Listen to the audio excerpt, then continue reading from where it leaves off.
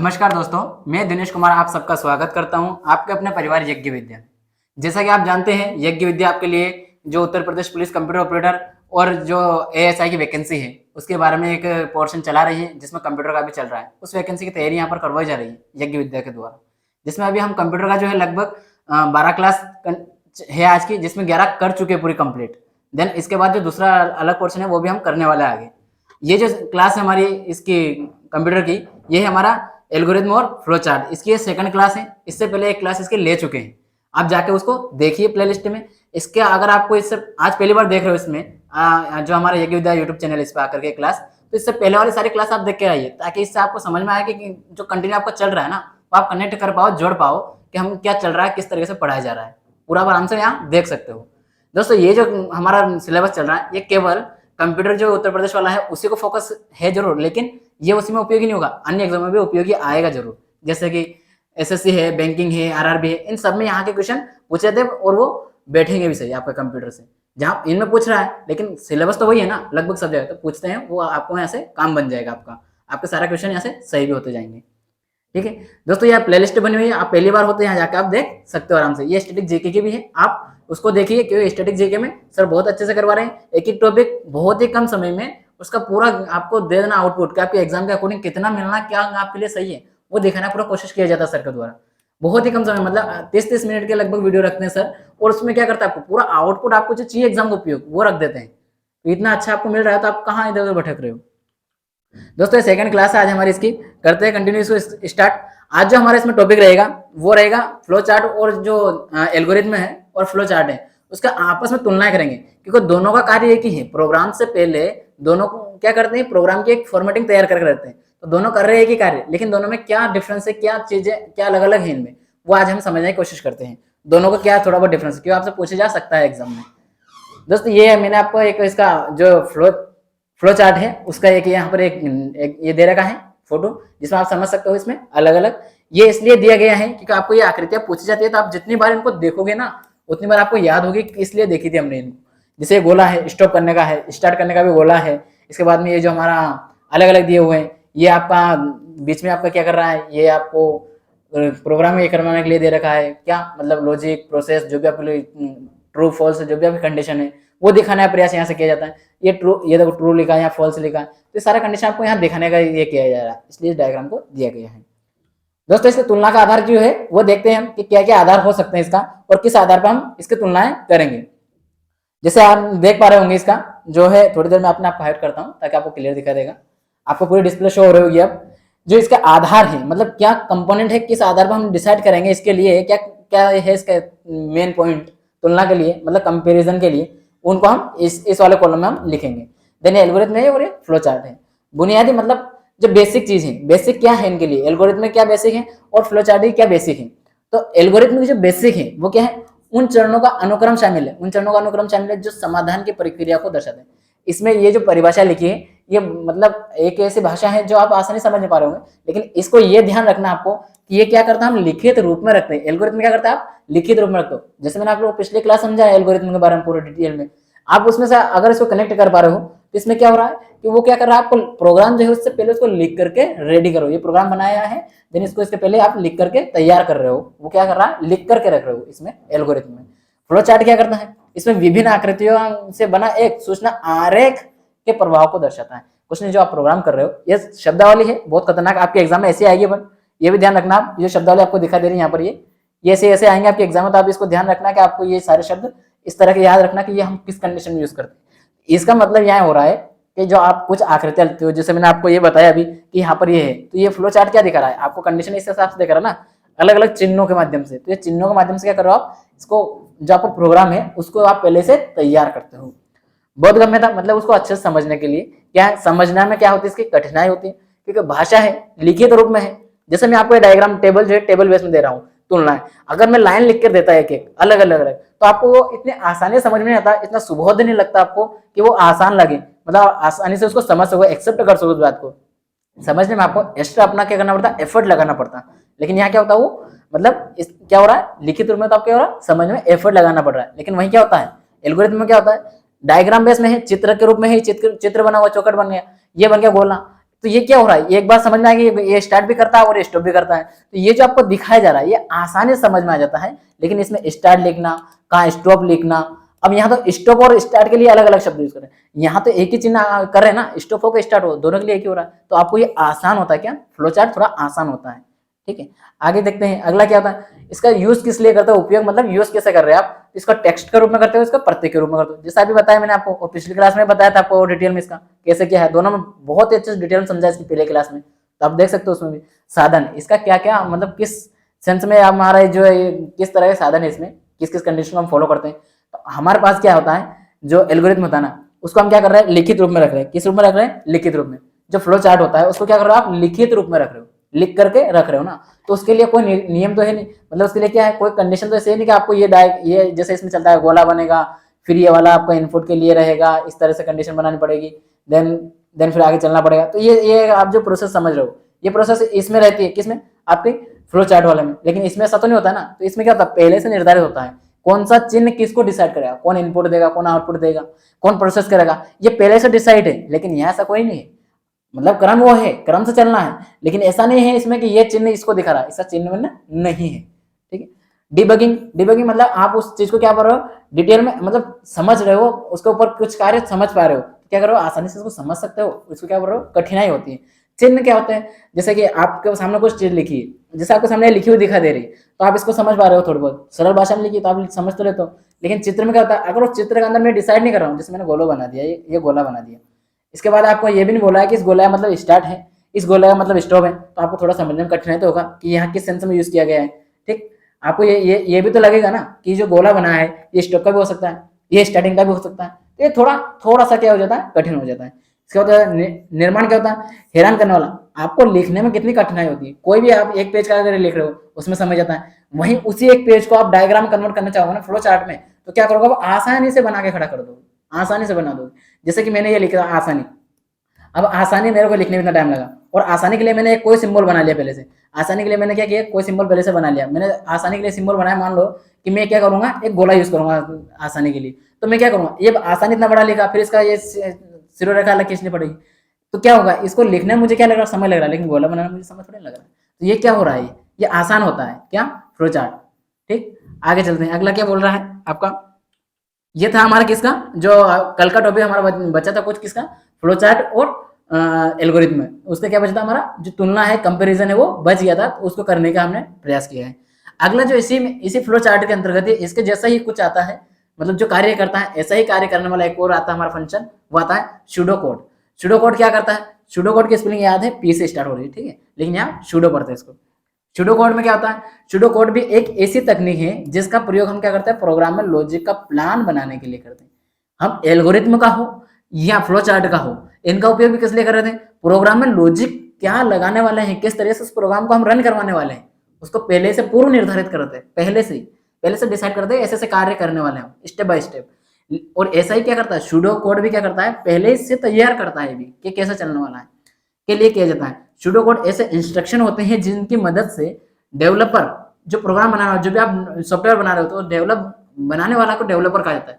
जैसे कोई प्रोग्राम बना है, जैसे आप व्हाट्सएप चला रहे हो, तो व्हाट्सएप बनाने वाला क्या करें, बनाने वाला हो गया ना, तो वाला का क्या होगा, डेवलपर हो जाएगा वो।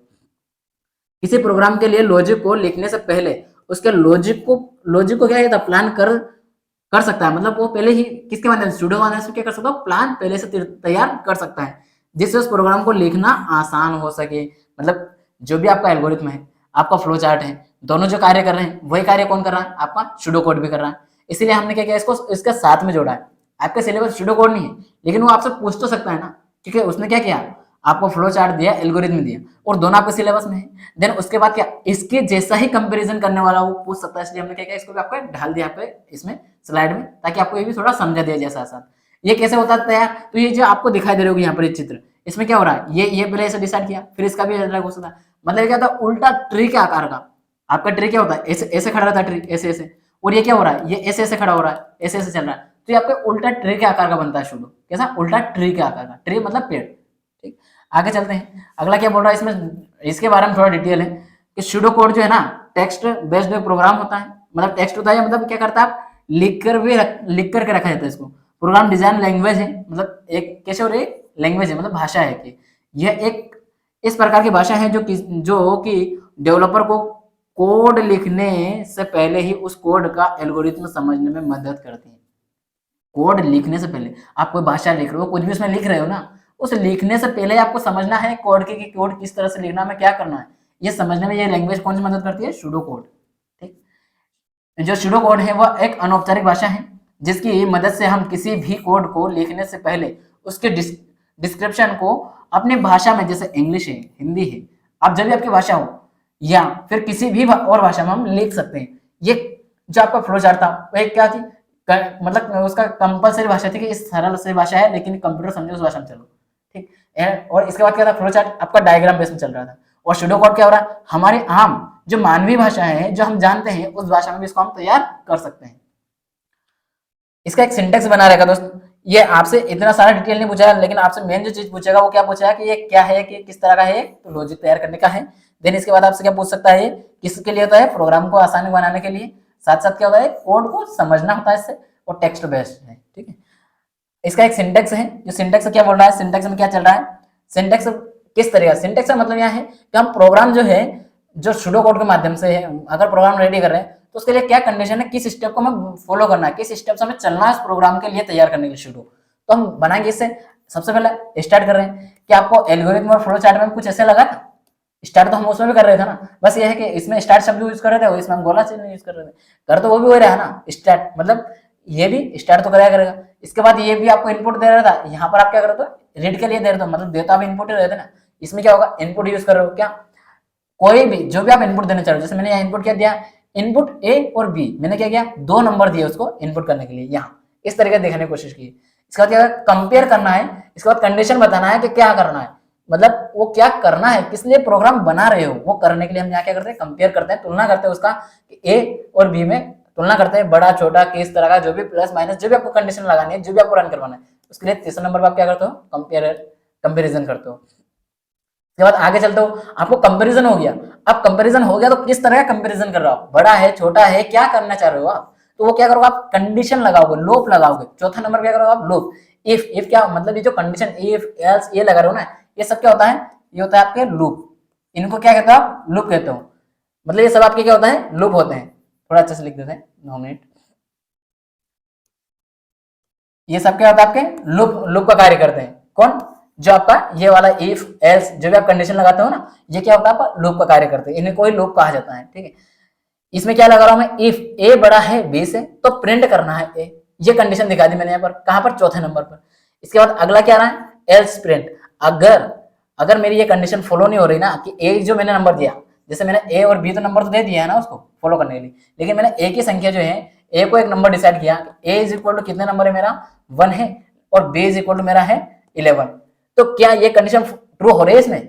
अभी ये ट्रू तो नहीं हो रही ना, ये तो छोटा हो रहा है और बी बड़ा हो रहा है ना, ये 11 है तो बड़ा हो रहा है। जब बड़ा होगा तो क्या करेगा? आपको एल्स वाली कंडीशन जाएगा 5 नंबर की, और किसको प्रिंट करेगा? वो बी को प्रिंट करेगा। क्यों? क्योंकि ए छोटा है और बी बड़ा है, तो एल्स में किसको प्रिंट करवा रहे हैं? बी को प्रिंट करवा रहे हैं। ये दिखाने की कोशिश की जा रहा है। और यदि मान लो यहाँ पर हमारा क्या था, ये मैंने मान लिया 31 कर दिया इसको एक की जगह, तो अब क्या हो जाएगा? हमारा एक कंडीशन ट्रू हो जाएगी ना, ट्रू हो जाएगी। तो ट्रू होने के बाद क्या हमारा क्या प्रिंट होगा? प्रिंट होगा हमारा ए प्रिंट हो जाएगा। जब ये छोटा रहेगा तो प्रिंट जो भी हम अगला स्टेप देंगे उसको वो करेगा। देन उस अगर ट्रू हो रहा है तो जो हमने बोला है वही प्रिंट करेगा। मतलब जो आप कंडीशन दे रहे हो ना उसको, जिस तरह कंडीशन दे रहे हो उस कंडीशन को वो क्या करेगा? आपको इनपुट दे रहे हो आप, उस कंडीशन के माध्यम से ही वो क्या करेगा? आपको आउटपुट देगा। दोस्तों ये था हमारा कौन सा? सूडो वाला, सूडो सिंटेक्स। इन सिंटेक्स, ये जो सिंटेक्स है ना, आप ये दिमाग में रखना, इन सिंटेक्स में क्या प्रोसेस चल रही है। ये हम इसको इरेज कर दूंगा, आपको क्लियर दिखा देगा। इसको आप नोट करके रखिएगा, क्योंकि आपके एग्जाम में ये पूछा जा सकता है। कौन सा, कौन से स्टेप फॉलो करते हैं, वो स्टेप आपसे पूछ लेता है कभी कभी, तो ये स्टेप का आप ध्यान रखिए। दोस्तों यहाँ तक हमने क्या किया? अभी तक जो फ्लो चार्ट पढ़ लिया है, एल्गोरिथम पढ़ लिया है, और सूडो कोड पढ़ लिया है। आप इन जो आपको जितना बताया गया ना, अगर इसको आप 1 से 2 बार पढ़ोगे, इसके जो सारे कॉन्सेप्ट है अगर आपको क्लियर याद है, वो अगर समझ में आ गए ना, तो आपके एग्जाम में जो इनसे 2 से 3 क्वेश्चन आने वाले हैं, वो सारे क्वेश्चन इसके अंदर से आपको निकल जाएंगे। यानी कि 2 क्लासों से आपका 2 से 3 क्वेश्चन जो आएंगे वो यहीं से आपको निकल जाएंगे, आपको कहीं बाहर जाने की जरूरत नहीं पड़ेगी। क्या संभावित क्वेश्चन हो सकता है, किस तरीके से क्वेश्चन पूछ सकता है, वो भी आपको दिखाने की कोशिश की है। देन इसके बाद जब हम प्रैक्टिस सेशन आगे करेंगे ना, उसमें और अच्छे से करवाएंगे। लेकिन ये जो क्वेश्चन है, कुछ संभावित क्वेश्चन इस तरीके से बनाए गए हैं कि आपको किस तरह से पूछा जा सकता है। दोस्तों स्टार्ट करते हैं हम आज का हमारे इसमें सेशन में आगे क्या है, हमारा क्वेश्चन प्रैक्टिस कर रहे हैं। हम किन किन की कर रहे हैं, एल्गोरिथम वाले कर रहे हैं, प्लस फ्लो चार्ट वाले कर रहे हैं, प्लस सूडो कोड की कर रहे हैं, हम प्लस सूडो कोड की कर रहे हैं। ठीक है, तो इनको हम क्या कर रहे हैं, आज क्वेश्चन के हम प्रैक्टिस कर रहे हैं साथ साथ। किसी भी समस्या को हल करने के किसी भी समस्या को क्या कर रहे हैं आप, हल कर रहे हो। किसी भी समस्या को क्या करोगे आप, हल। किसी भी समस्या को हल करने के लिए एक लॉजिक स्टेप क्या हो रहा है, लॉजिक कौन सा है, स्टेप बाय स्टेप ये कार्य किया, देन फिर ये चले, फिर अगला कार्य किया, फिर अगला कार्य करना, फिर अगला कार्य करना। मतलब क्या होना, एक के बाद एक कार्य करना, स्टेप बाय स्टेप, एक के बाद एक निरंतर स्टेप बाय स्टेप विधि का पालन करने वाली प्रक्रिया कहलाती है। मतलब स्टेप बाय स्टेप कार्य करने, जो कार्य करता है वो कौन से मेथड है, किसके थ्रू करते हैं, क्या एल्गोरिथम से करते हैं, क्या फ्लो चार्ट से करते हैं, या सूडो कोड से करते हैं, या नॉन ऑफ दिस। तो किससे नहीं, मतलब किससे करते हैं, ये पूछा ना हमसे, किससे कर रहा है, तो इनमें से बताना है आपको। दोस्तों स्टेप बाय स्टेप कौन करता है, सोचिए कल की क्लास में करवा था, स्टेप बाय स्टेप शब्द बताया था मैंने। स्टेप बाय स्टेप कौन करता है आपका, एल्गोरिथम करता है। कौन करता है, एल्गोरिथम करता है। इसके बाद आगे चलते हैं, अगला क्वेश्चन क्या है, एल्गोरिथम के जनक कहा जाता है। कल की क्लास में आपको बताया था, बहुत बड़ा नाम था, बहुत बड़ा डिटेल में, तो उसमें आपको डिसाइड करना कौन सा उसका नाम है। अब्बू अब्दुल मोहम्मद मूसा रुबान अल ख्वारिज्मी, अब्बू अब्दुल मोहम्मद इब्न मूसा अल राजमी, अब्बू अब्दुल मोहम्मद इब्न सुल्तान अल ख्वारिज्मी, अब्बू अब्दुल मोहम्मद इब्न मूसा अल ख्वारिज्मी। तो इसका जो होगा आपका डी होगा।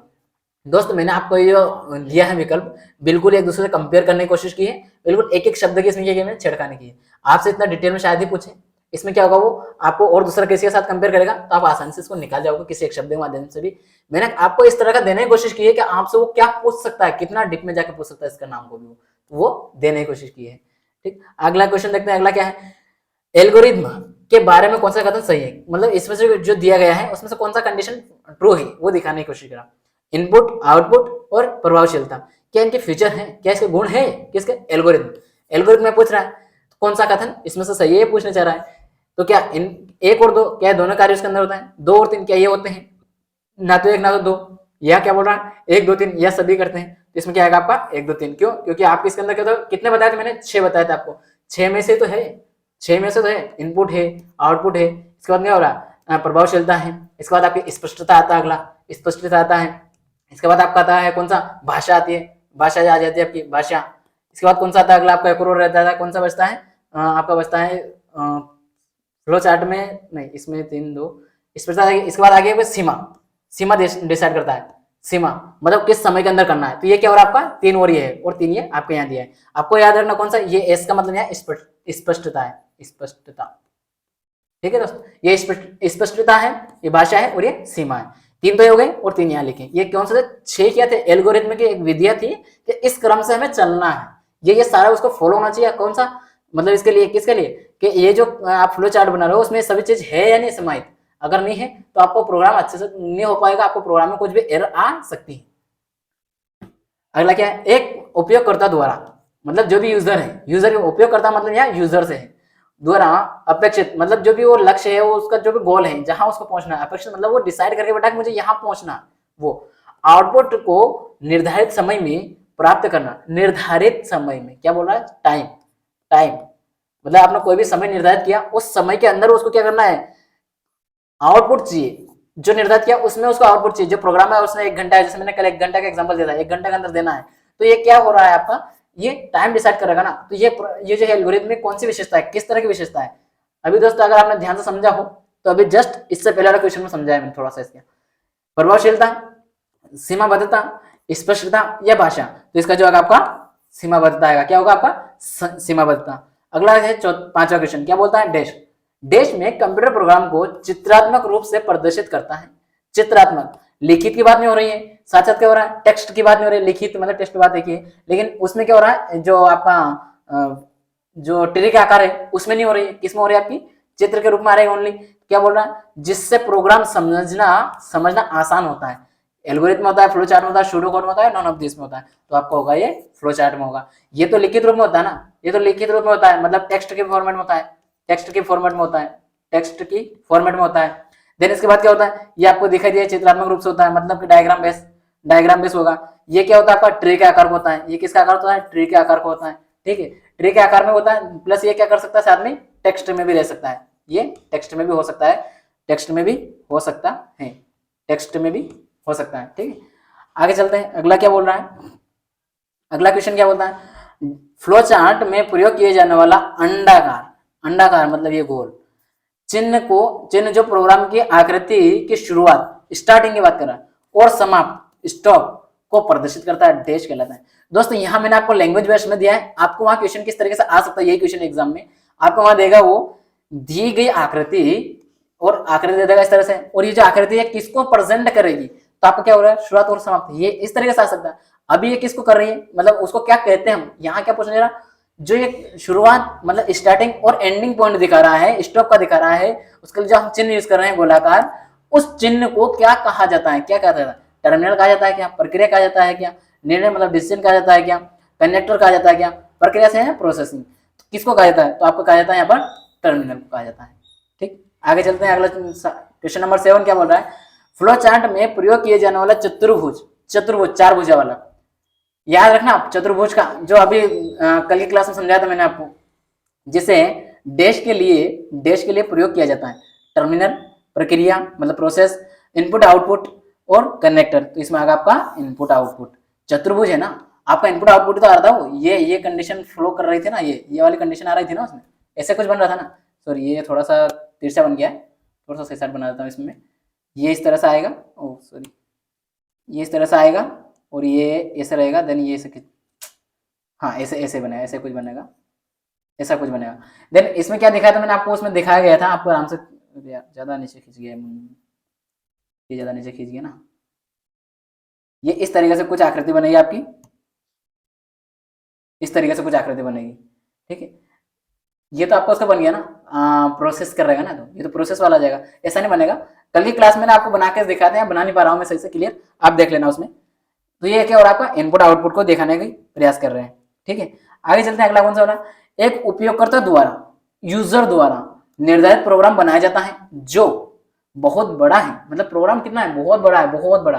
कल मैंने आपको समझाने की कोशिश की थी इन सारी बातों को डिटेल में, बहुत बड़ा है आपका, ये क्या है, प्रोग्राम बहुत बड़ा है, उस प्रोग्राम को फ्लो चार्ट पर निर्धारित पेज पर नहीं आ सकता, मतलब आपने एक पेज निर्धारित किया, A4 साइज का ये पेज लिया है, इसके ऊपर आप क्या कर रहे हो, फ्लो चार्ट बना रहे हो, तो इसका फ्लो चार्ट इतना बड़ा जा रहा है कि आप यहाँ नहीं आ सक रहे हो, इस पेज से बाहर जा रहा है, इसकी बात बोल रहा है।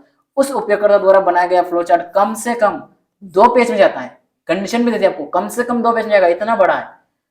उस प्रोग्राम, उक्त प्रोग्राम मतलब जो ये जो पूरी प्रोसेस बताइए, ये तो पूरी क्या होगी, आपको समझाने की कोशिश की कि आपको किस कंडीशन को फॉलो करना है। उक्त प्रोग्राम में फ्लो चार्ट का कौन सा चिन्ह या आकृति का उपयोग या किया जाना अपेक्षित है, मतलब फिक्स निर्धारित है पहले से कि कौन सी कंडीशन आपको लेना है, कौन सा चिन्ह आपको इसमें प्रयोग करना है, टर्मिनल, प्रक्रिया मतलब प्रोसेस, डिसीजन और कनेक्टर, तो कौन से है आपमें इसमें, कनेक्टर। मैंने आपको कल बताया था, एक तो ये जो है आपका, ये बाहर जाता हुआ दिखाई दे रहा था, एक तो पहले पेज में आएगा, देन इसके बाद दूसरा पेज की जो बोल रहा है, दूसरा पेज बना और ये क्या कर रहा है, अंदर आते हुए दिखाई देगा, ये पहला पेज रहेगा हमारा, फर्स्ट पेज रहेगा, और ये सेकंड पेज रहेगा। पहले पेज में बाहर जाएगा गोले से और सेकंड पेज में अंदर जाएगा। पिछली क्लास में ना अच्छे विस्तार समझाया आपको इसको, अगर आप आज पहली क्लास देख रहे हो ना ये, इसको आप क्या करो, जाकर पिछली क्लास को देखो कंटिन्यू, ताकि आपको समझ में आएगा क्या बात है, किस तरह कंडीशन है, तो आपको क्लियर तभी समझ में आएगा। डैश एक अनौपचारिक भाषा है, अनौपचारिक, जिसकी मदद से, मतलब पहले से कोई निर्धारित नहीं है वो बात करना चाहिए, जिसकी मदद से हम किसी भी कोड को लिखने से पहले उसके डिस्क्रिप्शन को अपनी भाषा में, जैसे इंग्लिश, हिंदी या फिर किसी और भाषा में लिख सकते हैं।